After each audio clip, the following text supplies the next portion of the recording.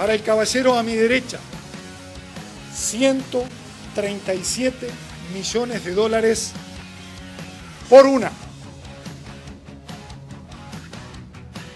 137 millones de dólares, dos. Pregunto, ¿hay quien supere esta oferta? Antes de esta subasta, incluso antes de la primera subasta que el gobierno suspendió sobre la hora porque no había nadie que fuera a ofertar por los aviones, desde el Poder Ejecutivo se pensaba en que el gran Salvador podía ser el dueño de Buquebus y de la aerolínea BQB Juan Carlos López Mena. Al punto que representantes del gobierno ejercieron una gran presión sobre el empresario. Por eso, un día López Mena afirmaba una cosa. Bueno, y el empresario argentino Juan Carlos López Mena dijo que no le interesan los aviones de pluna. Cuando yo empecé con un barquito chiquito, prácticamente era remo. Y llegué después a muchos barcos. Si yo empiezo con 7 aviones de golpe, quizás el costo operativo es muy alto de entrada y conviene, por razones de seriedad, empezar de a poquito. Y luego, bajo presión del gobierno, rebobinaba y afirmaba lo contrario. La verdad que lo estamos analizando, pero no podemos decirle ni que perdimos interés o no tenemos interés o tenemos, lo estamos analizando. Smithers diseñó otro avión. Le llamo Cumbancha Volante y llevará 200 pasajeros del aeropuerto de Nueva York al Congo belga en 17 minutos. Ah, lindo modelo, señor. ¿Modelo? Cuando se dio cuenta que para López Mena la subasta no era negocio tal cual estaba planteada, el gobierno le preguntó al empresario si no conocía a alguien que pudiera interesarse por el negocio. Según les contó el empresario a dirigentes de la oposición, fue así que trajo al país a la empresa Cosmo, que estaba representada por Hernán Calvo. López Mena conocía de niño a Calvo, ya que había sido compañero de clase de su hijo, Juan Patricio, e incluso lo había trabajado para Buquebus en Europa.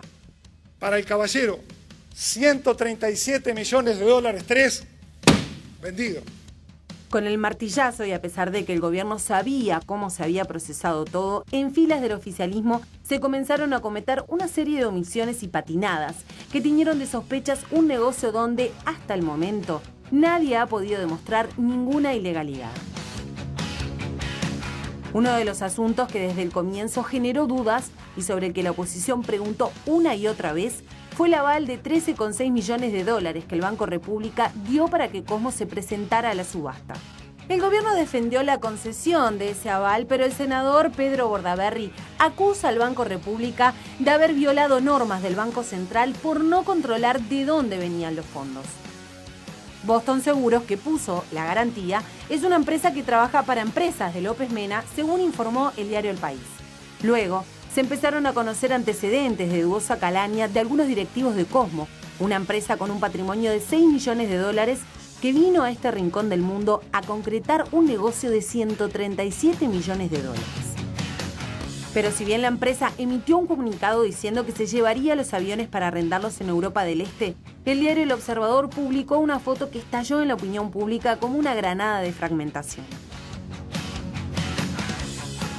El ministro de Economía, Fernando Lorenzo, reunido en el restaurante Lindolfo con López Mena y su hijo, y en una punta como ajeno a la conversación, el representante de Cosmo, que se había presentado a la subasta con su segundo nombre y su segundo apellido, Antonio Sánchez. La cara del ministro Lorenzo lo decía todo. A poco de cerrada la subasta se estaba negociando algo que nadie sabía, ya que se suponía que los aviones se irían del país. Para peor, Radio El Espectador descubrió que Antonio Sánchez era en realidad Hernán Antonio Calvo Sánchez y que había trabajado para Buquebus, lo cual, sumado a la foto, hizo que cobrara fuerza la idea de que Cosmo era un testaferro de López Mena. Por un lado, sobre la doble identidad de Sánchez, el gobierno fingió demencia, aunque sabía desde el comienzo que a Cosmo le había arrimado López Mena. Tengo entendido que López Mena intentaba negociar con la empresa española de quedarse con los aviones. Tengo entendido, pero... ¿Conocían de antes? López Mena tiene ciertas actividades mueve parte de los buquebús en el tráfico entre España y Marruecos en verano. Es posible que tengan conocimiento.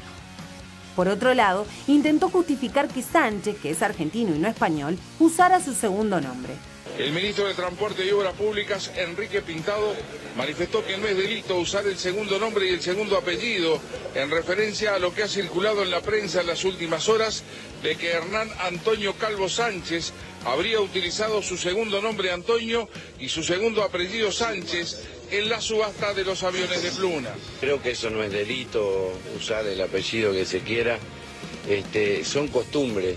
En Brasil, estamos acá en la frontera, la gente dice Pelé. Y es Ayrton do Nascimento, ¿no? Se llamaba el hombre. Sin embargo, él firmaba Pelé, se autodenominaba Pelé. El gobierno ya estaba chapoteando en el ridículo y alentando a quienes veían algo oscuro detrás del negocio. La situación obligó al Frente Amplio a emitir una declaración señalando que el negocio era transparente. Una declaración risible a esa altura por cómo estaban las cosas. La que también emitió un comunicado fue la empresa BQB, que decía: estamos conversando con la empresa Cosmo, que adquirió los aviones de la subasta, para que estas aeronaves puedan quedarse en el país. ¿Pero cómo? ¿No era que Cosmo ya había dicho que se llevaría los aviones a Europa? Cada intento por aclarar oscurecía. Además, eso de negociar con Cosmo no sonaba nada creíble porque estaba la foto, la maldita foto que dejó a todos de flash y le generó un mal momento al ministro con los desocupados de Pluma.